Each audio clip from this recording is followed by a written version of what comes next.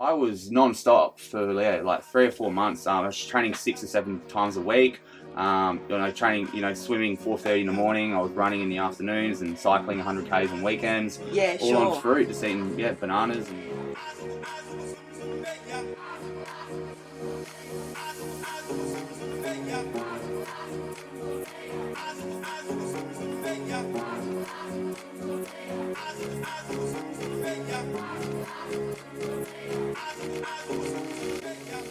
Hello and welcome to our first episode of Soular Flair. I'm here today with Brendan Verrier, a fruitarian, I believe. Yes. You're a fruitarian. Welcome to being on the first episode, Brendan. Thanks for having me. I really want to hear about your fruitarianism and your lifestyle of the Ironman competitions and all that. So what do you do? So, with my fruitarian kind of journey, I guess, I've been eating this way for about 4 months now, which has been, pretty life-changing, to be honest. And before I got to this, I didn't just, from a standard kind of diet, I didn't just like jump onto this crazy, unique diet straight away. It was kind of a transition. I've been vegan for roughly 3 years now. And I just felt like the first year was kind of like just figuring out like about trying to transition off meat and just find I was just eating all the processed meats and really loving it. But I just thought, and I felt like my health kind of evolving, I guess. The more I shot away off from eating dairy and meat, I just felt like the more fruit and vegetables I was eating, I was feeling better. So, and then all of a sudden I just had this I started looking into like how can I guess, evolve in my health even more with being vegan for a couple of years. I was just feeling so great. I wasn't really getting sick. I was recovering from all my Ironmans like really well, and then I just felt like I could take it to another level. And I just felt like why not eat fruit all the time and a bit of veg? Why not? And I looked into the raw kind of vegan lifestyle, and fruitarianism kind of popped up, and I noticed a few ultra endurance athletes in America. There's a small group over there who kind of eat this way, and they broke kind of records in their athletic ability. So I just thought, wow, why not? And I trialed it and I just signed up for a half Ironman during that exact same time. And I thought, bugger it, let's really crack in with this way of eating and train at the same time. And I got stuck in, and week by week I kept evolving as a triathlete, and finished the half Ironman in a really good time. I was pretty happy about, and I still feel like I got a lot of work to do in that space. But the eating has just really changed my life. It really showed me that like how unhealthy we are as a society when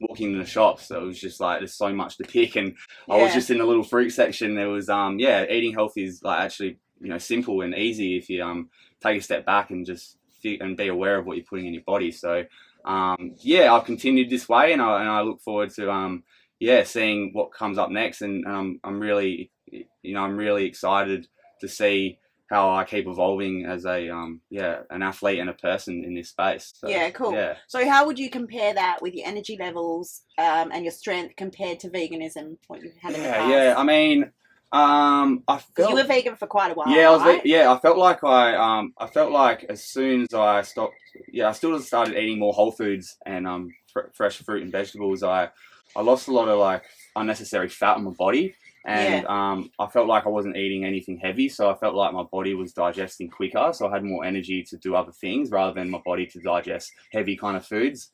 And I felt really changing that. I felt cleansed all the time. Okay. I was up and about in the mornings, and I just felt like this this new kind of lease of life, I guess. And so you felt like the energy that you would have spent digesting in the past was now just going into energy. Energy I can use, and maybe other aspects that my body needs to be healed in another way. Like your body starts healing other things rather than just focusing on all the digesting of the food. And I really realized that I don't.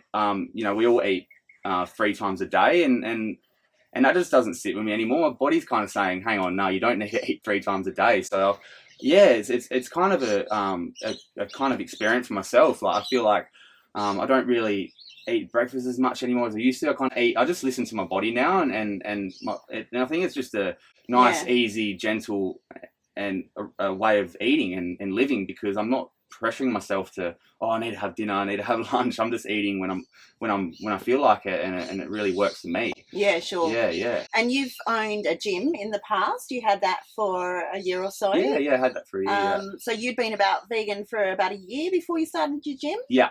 And how did your energy levels compare being vegan as to, I'm assuming before that you were carnivore? Yeah, so I followed the go-to kind of diet in Australian standard diet. Like, I used to love meat. Like, I used to eat a lot of processed foods in that space, and what really, like, I guess turned me to kind of like really, living this way is the health was the start of it. But once you actually dive into like the animal abuse in like the meat and dairy industries, and also the environment, the way we like destroying the earth with, it's pretty hard to sustain this way of eating in society in the long run, and I feel like I'm doing what I can to to do your bit. These were the reasons you initially switched over, but then you found benefits. I was kind of curious. I just was kind of curious in that space in veganism at the start, and then I tried it for 2 weeks, felt incredible, and I was like, wow, what else is there to learn? And then I learned about I really dove in to the animal cruelty in society, and I haven't looked back. And So that was your first Ironman competition? Yeah, my first one. Okay, would you take that on again as a fruitarianism? Fruitarian? Yeah, 100%. Yeah, it's a big year for 2022. I'm looking to learn more about it, because it's been 4 or 5 months, but it's been, like I said, it's been life-changing in this way, and it's been really cool to it's pretty unique, obviously, and I feel like people are pretty interested in this way of eating, and I've noticed the more people I've hung around with, like around my little bubble, I feel like they are interested, and they're actually eating a little bit more healthier. So it's been really cool to, like, spread the way of eating and the health, like, journey out there. The message of how you feel. Yeah. I think I was telling you before, you remember there was a guy in Fremantle about 20 years ago, 30 years ago, and he was only picking fruit off the trees. So he was living as a fruitarian, but only from what he could find, which is an interesting way to do it. He got pretty skinny though. I had no idea, like, what was going to happen to my body, and I felt more lean than stronger. Yeah, I actually felt like, because I was also swimming a lot, and I was working 40 hours a week on a roof as a roof carpentry. I was throwing up timbers all day, so I was non-stop for like 3 or 4 months. I was training 6 or 7 times a week. Training, swimming 4:30 in the morning. I was running in the afternoons and cycling 100 k's on weekends. All on fruit, just eating bananas, and and then obviously going to work out in the sun all day, and I just felt like I wasn't slowing down. So I was like, whoa, like, this is a huge awakening from my journey, and I want to keep living this way, and keep evolving as an athlete and a person, I guess. Yeah, sure. So switching to the sort of larger scale of what's going on the planet at the moment, because this is one of the reasons I wanted to start this YouTube channel. It's just like, let's look at the changes and how we can navigate through these changes that are going on at the moment on Earth. What do you feel is taking place, say, in an evolutionary sense on Earth at the moment? It's been a wild couple of years for everyone, and I think a lot of people are starting to question a few things now, and that's the start of, I guess, like, realizing what's happening in society. And I do feel like there's a lot of fear, and you can feel it out there. A lot of people angry and confused and being in the unknown, I guess. And it's it is a journey for everyone, and everyone has their own way of dealing with it, I guess. But I think at the end of the day, we are got to stay together in this society, because there is a lot of division as well. But I feel like the more we divide, the harder it's going to be to get back to a whole collective in society. So like, there's a lot of people are probably like really suffering, I guess, in this what's happening right now. But that's why we've got to get behind everyone and collectively grow and get through this time together as one. Sure. Yeah. Like, what do you reckon the best ways that we can personally manage or navigate through these changes? What are some actions or thoughts you can take in your own life? Yeah, well, I feel like you can't change the world. That's what, like, I guess everyone's starting to figure out. Like, you know, there's a lot of like problems in society, and you can't really focus on that. But how can you focus on being the best person you can be? And I feel like in my space, what I've done is obviously healthy eating and you know, and a lot of meditation that's helped as well. And I feel like when you're in your own space with good energy, people attract that. And I feel like if everyone kind of has their kind of use their strengths in society in a good way for other people to grow and learn off each other. So it's staying grounded and don't get flustered with all these crazy life issues. I guess you got to stay just observe what's happening and you know, enjoy it. Like, there's a lot of good things out here as well. Sure. So what do you do to stay grounded? Because that's a big one for me as well. Like, you know, I end up floating out there. How do you actually keep your feet on the ground? Meditation's a huge practice of mine. I feel like we all suffer in society, and like, you know, everyone's got their own like issues, and it's just kind of like everyone's got their own battle scars, and it's just like finding what works for you. And like, I've had, you know, I had to retire footy from concussion, you know, had a lot of mental health issues like 5 years ago. And then like, you know, to be honest, I found it quite hard when I turned vegan to like, you know, wake up to all the animal suffering out there as well. I found that a hard thing to cope at the time. And then I felt like meditation has brought me back to like being grounded and helping people as well. And, and yeah, having a practice, like, just even simply just like sitting for 2 minutes and following your breath, like the more mindful you are, the more concentrated you are, and then that brings insight and then a lot of wonders to the world that we're all in, because there are a lot of good things, but all our energy is being focused on the negative in society at the moment. So it's just being mindful and aware and observing what's going on and helping others as well. You got to have a lot of compassion for people. And like, for instance, I went to the shop the other day and some old man abused me. I had a bandana mask. I had a bandana, whacked it over the top. And obviously it wasn't the right mask, but I was just trying my best. In this, you know, I don't carry a mask around. It's hard to, but that's why I wear a bandana. And this guy just absolutely let loose. And I felt sorry for him. I didn't really bite back. It's just where we are. And I feel like if we just all come together somehow, you know, left to right views, I think like we're still connected in a way. Like, you know, left and right are still connected in a way. So I feel like we need to one love and stay together and whatever happens. Just stay present as well. Like, you don't have to be thinking about the future and the past, because you know, that's where all the fear and the self-doubt and the anger. But if you're present and grounded, I think that's where all like the wonders are, I guess. So that's it. Yeah. So do you feel that you're living your life purpose at the moment? What is your life purpose? I mean, you're pretty young still. What are you, like 28? Which you're doing remarkably for that age, I reckon.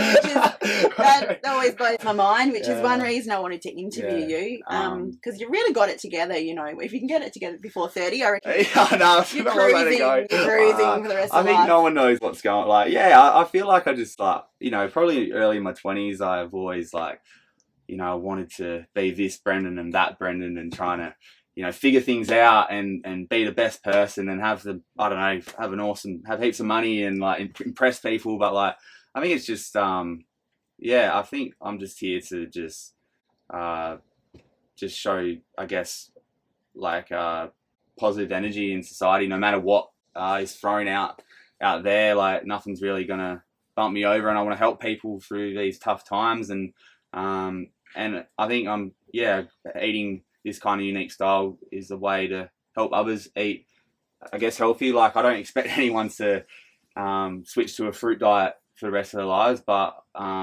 you know, already, as I said before, I see people, you know, consciously being aware about their health. Like, my mum's been a huge transition in her life, which is like, you know, is so good to see. And a few other friends have also like been interested in healthy eating. So I think like, healthy eating and you know, keeping people grounded in these crazy times. Like, I really noticed like, a lot of people are suffering, because I've suffered, like, I'm not saying I'm like her, we're all suffering in this crazy times at the moment, but like I feel like I kind of like really observed what I've been through, and obviously all my concussions that I was talking about earlier impacted my. So you had a concussion during football practice? And that affected your mental health big well? time. So I've been through all this kind of mental health space for a few years now, and I've really come out of it, and now I've just got a lot of compassion for helping others with their issues, and obviously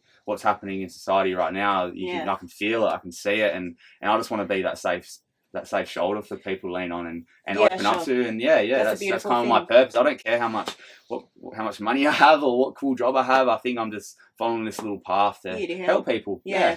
You were talking the other day about being discerning as well, because I think that's coming up for a lot of people now. It's like, we can help to an extent. Yeah. But if we help too much the wrong people, that's all the energy gone that way. Yeah. Are you discovering that a little bit? 100%. 100%.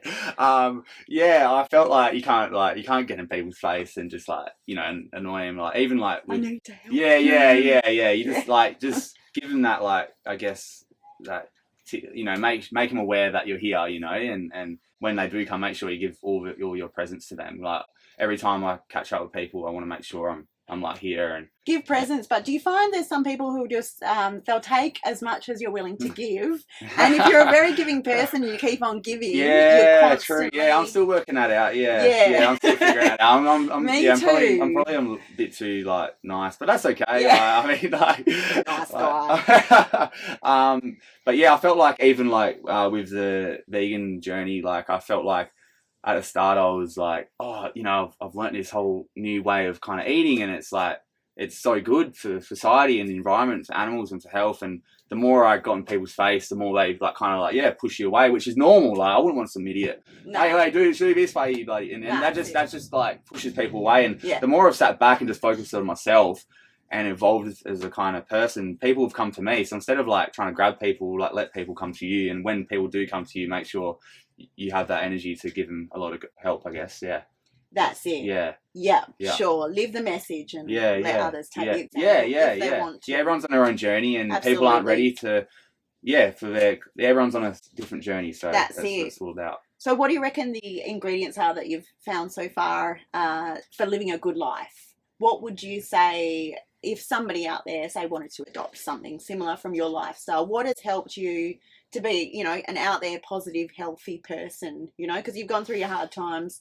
What are the steps you take? Yeah, I think everyone does go through hard times, like, especially now, like, and it's okay. Like, don't feel like it's just you. Like, just accept, the suffering or whatever you're going through is here, and it's just not exaggerating that kind of energy in you with the anger or the fear or whatever. Just don't grab onto it as much. Just understand it's there, and then maybe go for a walk around the block, or do something mindfully that takes the thinking away, and listen to your heart a little bit more, and you notice a little difference in that. And then the more seeds you plant with good kind of like traits like that, the more they grow, and the less the bad seeds hang around. So it's just keeping those that's beautiful seeds kind of flourished, I guess. And were you coming out of a depression after your concussion? You talked about mental health issues. So it was a 5-year depression. Well, it was probably 4 years, because I've suffered concussion for 2 years, and then I got better